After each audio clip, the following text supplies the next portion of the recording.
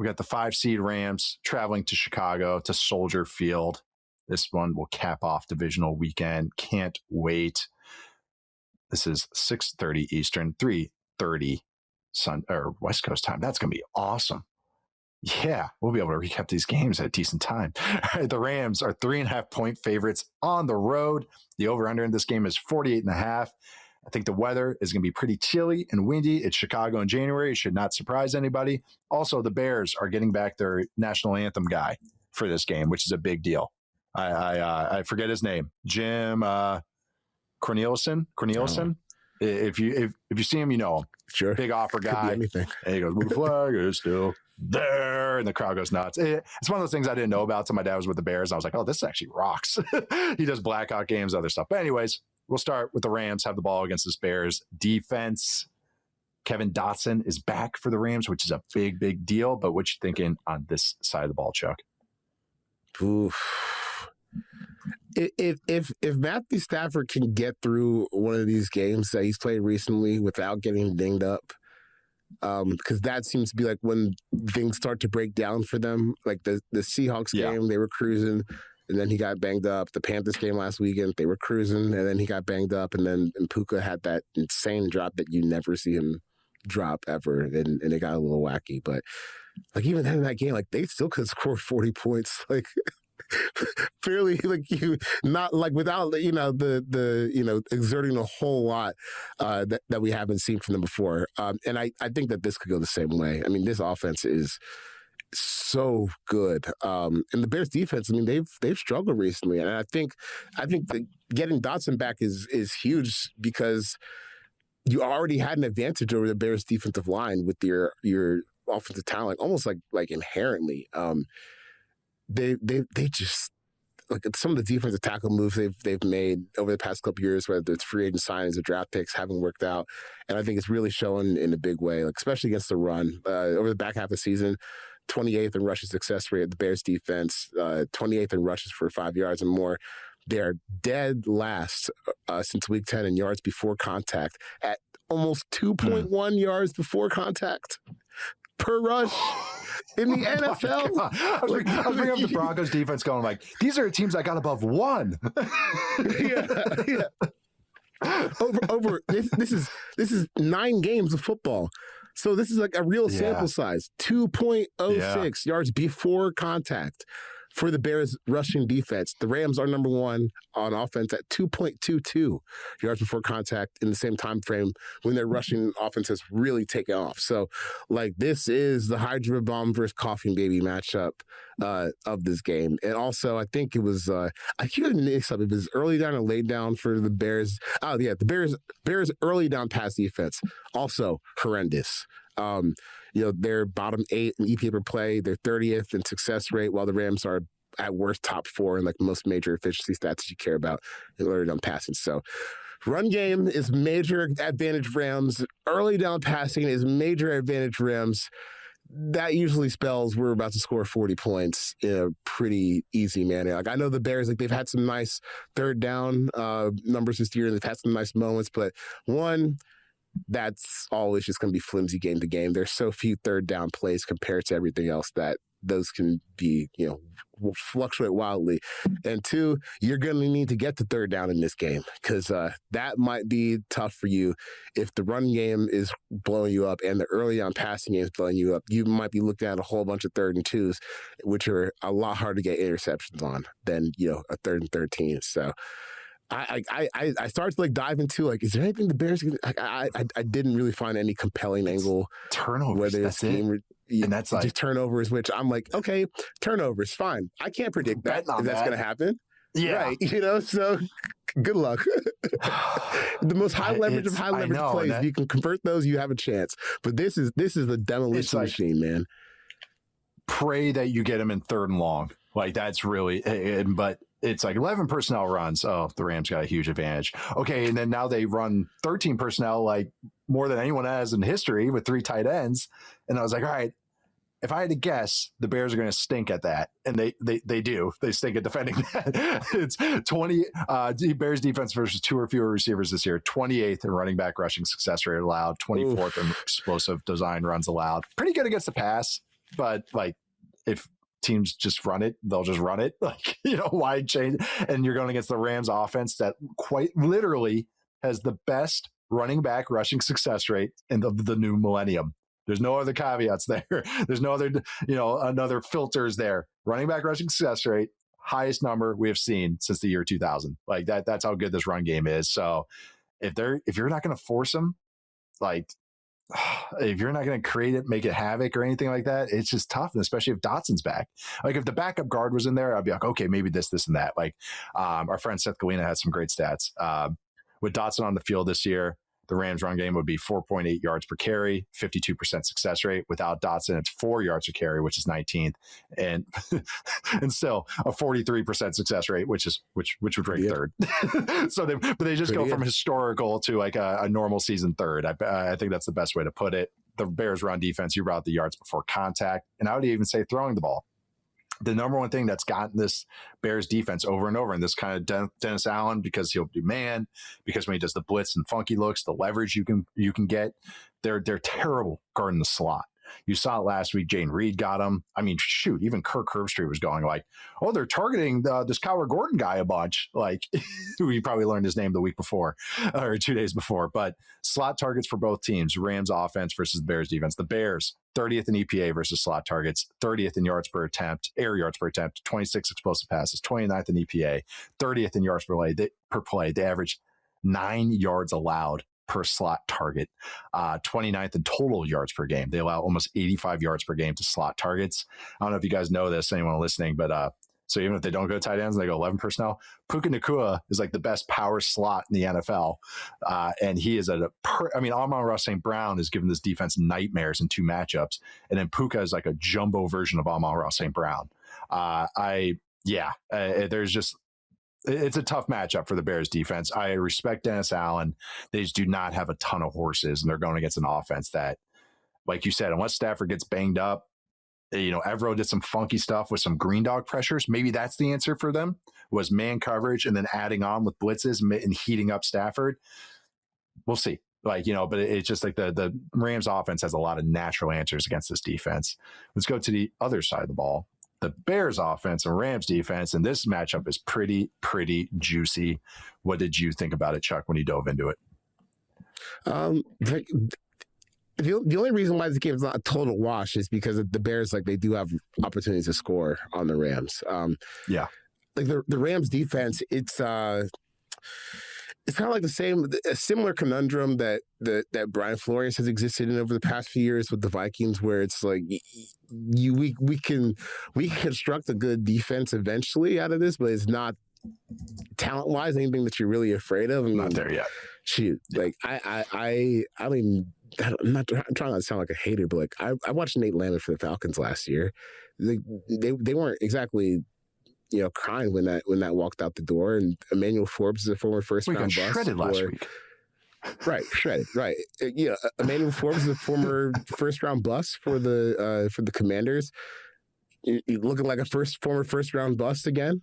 So, I think like all of this is to say like Chris Shula has done a great job here, but when you run into these moments where, man, like our defense has to be, and like Brian Flores, this happened. Brian Flores, like with the Vikings in the playoffs last year, like our defense has to be so meticulously organized, every single player, every single down, because these guys aren't really skilled enough to do like a wide range of things. Like when you look at the Vikings defense, like Josh Metellus, or like how does Van Ginkel get all these interceptions on screens? Because his coaches put him in the right spot at the right time every single time. And there's a reason why he followed him from Miami to Minnesota, and he's still getting the same exact interceptions on the same exact screens because his defensive coordinators put him in the right spot.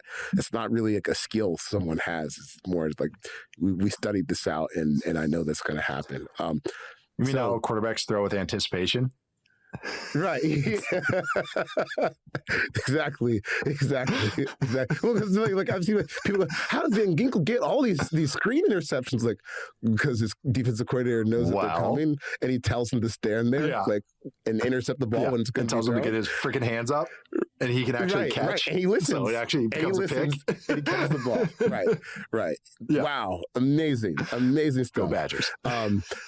But Like, it's so hard to win that way in the postseason, or to consistently put together like good defenses in the postseason in that manner. Because, dude, we watched Caleb Williams last week. I mean, he will be the most talented player on the field. Like, when you go, player for player, Bears offense, Rams defense, and that's becoming the thing where it's not even like a slight anymore, because Caleb is obviously like one of the most talented players flat out in the entire league right now. So it's going to be so hard to keep up. It's going to be tough to keep up, and quite frankly, maybe the Rams offense is so good early downs, rushing the ball, that they could kind of sit on the ball and it just kind of slips away from you at the, after halftime.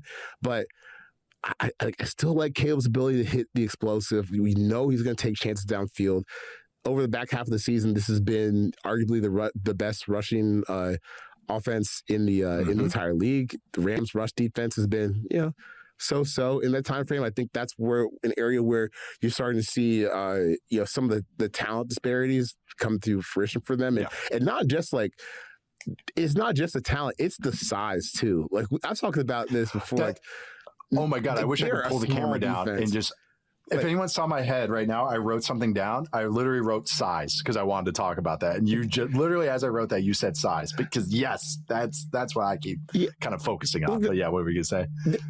They're talented guys, but and if Poona Ford's your biggest defensive tackle, okay, like, Poona Ford's a good player, but I mean, he's 3'10", it works because he's 5'10", but still he's only like right. Yeah. But if that's like going to be one of your heaviest guys, then eventually teams are just going to start leaning on you, and I think that's where the Bears have been better than just about anyone over the back half of the season. Like, since week 10, they're third in EPA per rush, they're third in rushes that go for 0 or negative yards.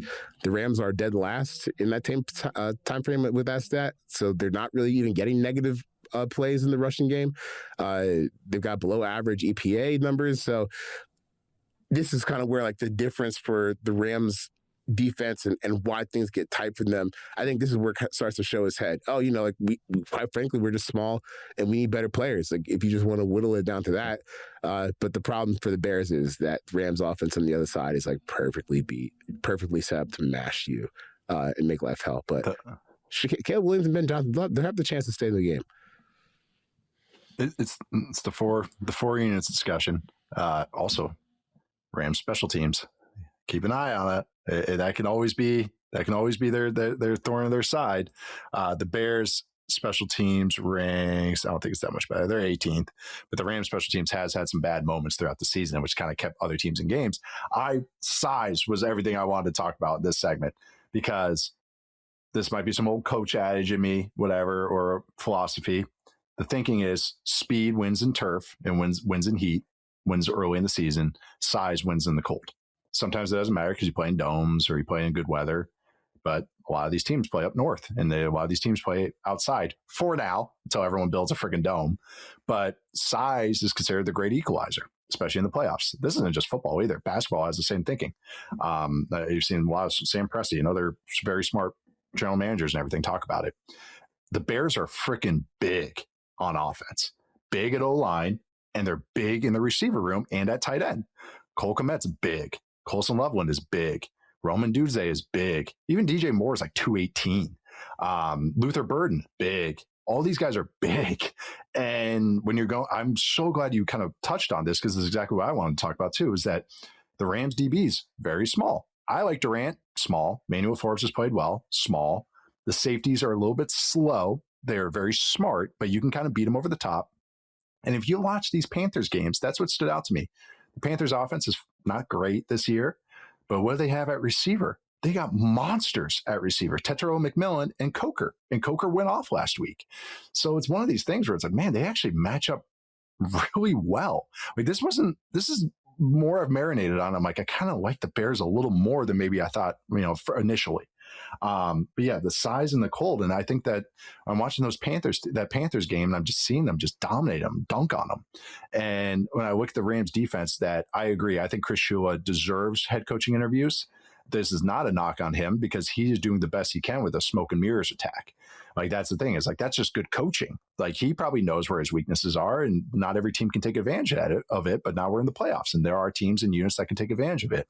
The thing that the Bears do, they have the run game, they have size. So I think they can kind of stay in advantageous situations. They've shown that they can run on different types of units and different types of personnel. I think a funky defense that wants to win light, put five up front, run dime a lot. They actually match up well. They can go 12 personnel. They kind of road grade them a little bit. They can go 13 personnel. This Bears offense has been going 13 personnel too, and get into like fullback looks out of it. Or they'll get into like 13 personnel and then it looks like a spread look because of the athleticism of Colson Loveland. And he has size on the corner. I don't know. There's just natural matchups that they have an advantage at. And the other thing is there's even scheme stuff, like passing wise. Caleb has gotten so much better on in-breakers. Last week it was a bunch of out-breakers, but against the Packers defense. But he's gotten so much better on in-breakers, especially off play action, especially under center.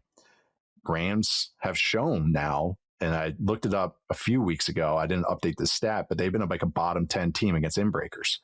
And then on top of it, they're a bottom 5 team against condensed formations. Who runs the most condensed formations? The Bears. Actually, both of these offenses. But the Bears run a ton of condensed formations, tight splits from the receivers and the tight ends, motions at the snap. And the Rams rank 5th worst in success rate against condensed formations, passing-wise. They allow us 52% success rate, according to Next Gen Stats. The only defenses worse are the Jets, the Dolphins, the Bears. So speaking about the Rams running condensed formations and in-breakers, and then the Cowboys. And they've given up, I think, the 6th worst EPA and a ton of first downs. That's natural answers for the Bears. I think the Bears are going to be able to turn it on them. I think this is going to be a total shootout, even with the weather. Yeah. Am I going to say it's a full over? No, but I think both offenses are going to get their way. Even if the Rams defense has had a lot of statistical highs, just think there's a lot of natural things that the Bears have. And Caleb is cooking right now. Tied the record, or set the record for most explosives in a quarter in the playoffs last week. Tied the record for most in the half. Like, this offense is going to have answers against this defense, and I think they just have natural physical advantages. And scheme wise, I think they'll figure some stuff out. So yeah, I don't know. I'm curious what your prediction is. I think I know what it is, but final predictions for this game. It's gonna be fun.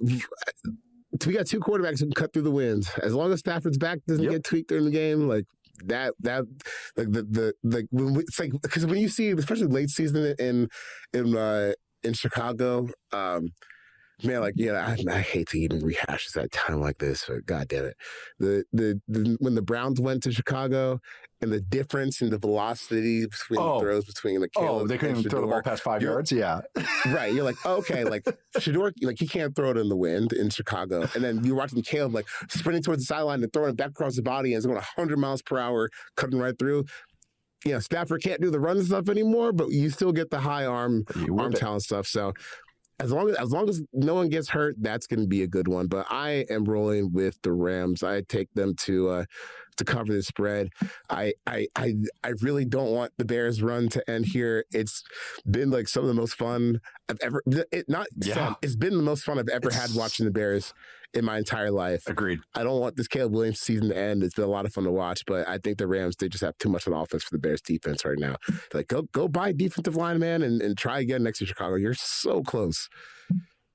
That offense is like barely needs much. Like they got some answers even at left tackle. Like DeAndre Swift's played so much better where I'm not like, hey, run him out of town. Like, you don't need to like draft Jeremiah Love in the first round. Like, they are sitting real. This is such a win year. I mean, beating the Packers in the playoffs, like, that's unbelievable. The last little thing, they played each other last year, Stafford and Caleb, and I remember that game vividly because it was windy. It was almost 20-mile-an-hour winds, and those two were both just, you wouldn't even felt it. They're just whipping dig routes and then breakers to, like, Stafford was throwing to like Tutu Atwell that game. Tutu Atwell had 4 catches for 82 yards in the win. So yeah, that's watching last week and watching Jordan Love whip it through the air too. It's just awesome. My last little note might be a DeAndre Swift receiving game. That's the other kind of little thing that the Bears can get to. The Rams defense, not great against running back targets as well. I'm also going to go with the Rams. I like the Bears way more in this matchup than maybe I did a week ago, or a potential matchup with theirs, but I am going with the Rams.